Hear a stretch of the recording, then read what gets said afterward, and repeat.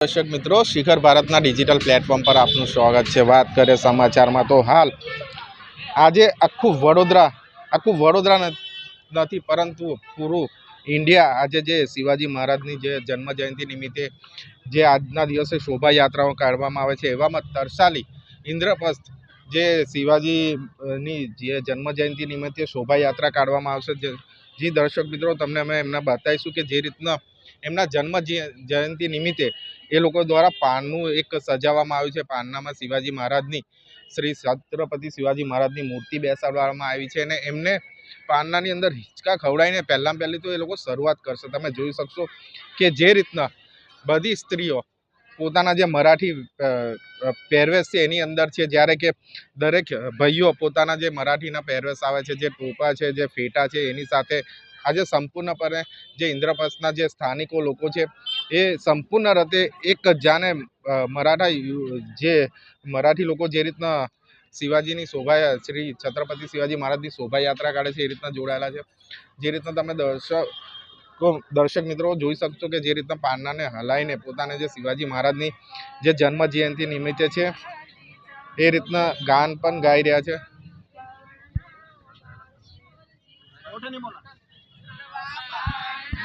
તમે જોઈ રહ્યો છો કે જે રીતના એમની વિધિ છે એ રીતના કરવામાં આવી રહી છે। જે રીતના સોંગ જે ગીત છે જે શિવાજી મહારાજ જન્મ જયંતિ નિમિત્તે એ પણ ગાઈ રહ્યા છે।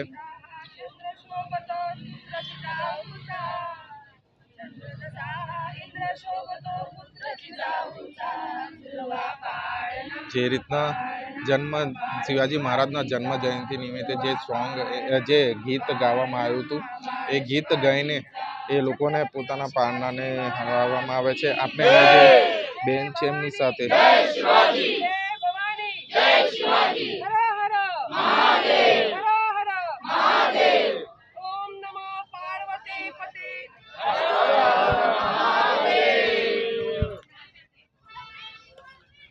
જી આજે શિવાજી મહારાજની જન્મ જયંતિ નિમિત્તે આજે શોભાયાત્રામાં આ શોભાયાત્રા અખંડ હિન્દુસ્તાનમાં દરેક શહેરમાં અમને લાગતું નહીં કે અમે મહારાષ્ટ્ર છોડીને અહીંયા આવ્યા છે।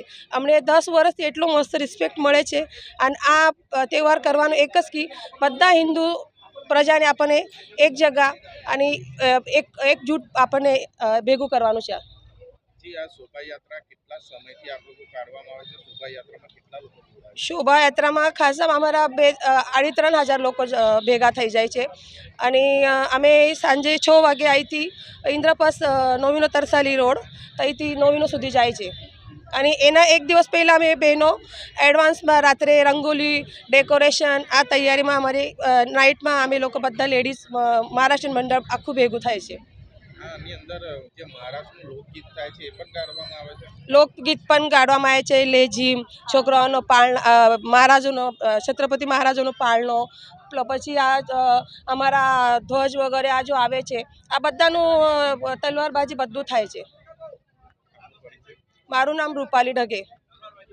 જી દર્શક મિત્રો તમે જે રીતના જોશો કે જે રૂપાલી બેન છે એમના દ્વારા પણ કહેવામાં આવ્યું છે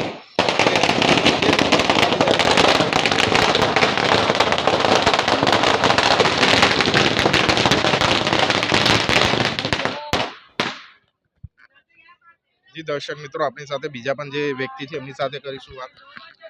આજે શોભાયાત્રા કાઢવામાં એટલે સૌથી પહેલા તો જય શિવરાજ સૌને।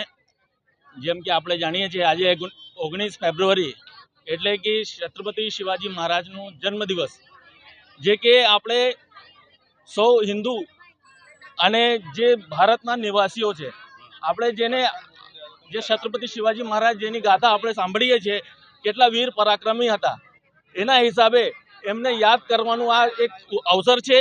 છત્રપતિ શિવાજી મહારાજની આ જે જયંતિ છે આપણે જે ઉજવી રહ્યા છે 19 ફેબ્રુઆરી દર વર્ષે અમે અહીંયા કરીએ છીએ અને મોટી સંખ્યામાં અમારા ભાઈઓ અને બહેનો બધા ભેગા થઈને આ બહુ ઉત્સાહથી અમે લોકો મનાવીએ છીએ અને એનો એક રીઝન એક એ છે કે છત્રપતિ શિવાજી મહારાજ આવનારી પેઢીને અમે સમજવું જોઈએ કે છત્રપતિ શિવાજી મહારાજ કોણ હતા અને એમને કેટલા પરાક્રમી હતા, એને એટલે અમે બધું યોજીએ છીએ અને બધા હળી મળીને આ બહુ સારી રીતે આ પ્રોગ્રામ કરીએ છીએ અને સૌને જય શિવરાય મારા તરફથી અને છત્રપતિ શિવાજી મહારાજ જયંતિની સૌને બહુ બહુ શુભેચ્છાઓ.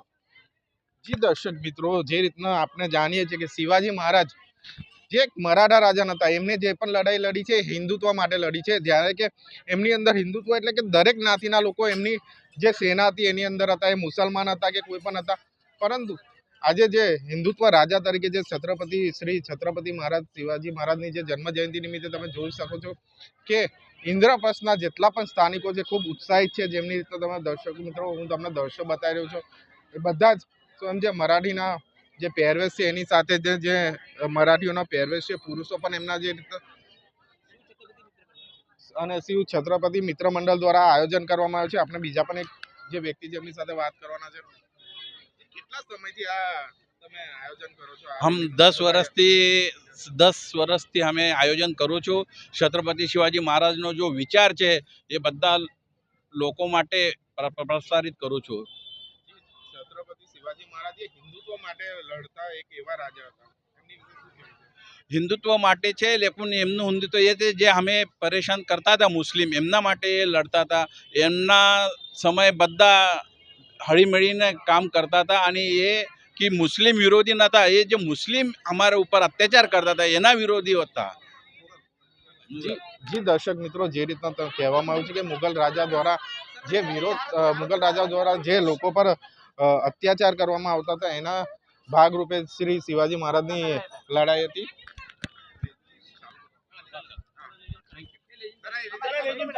જે રીતના તમે જોશો કે અત્યારે હાલ એમનો જે મરાઠી લોકગીત છે એની પર પણ એ લોકો અત્યારે લેઝિમ ને એ બધું રમશે, એમના પણ અમે તમને દ્રશ્યો બતાવીશું.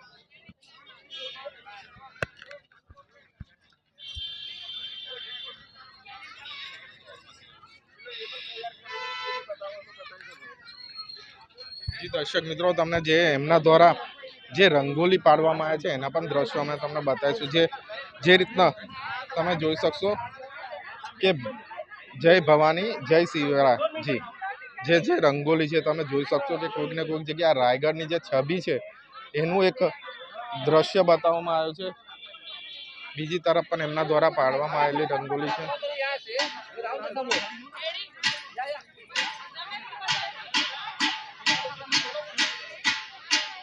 જી એમના દ્વારા જે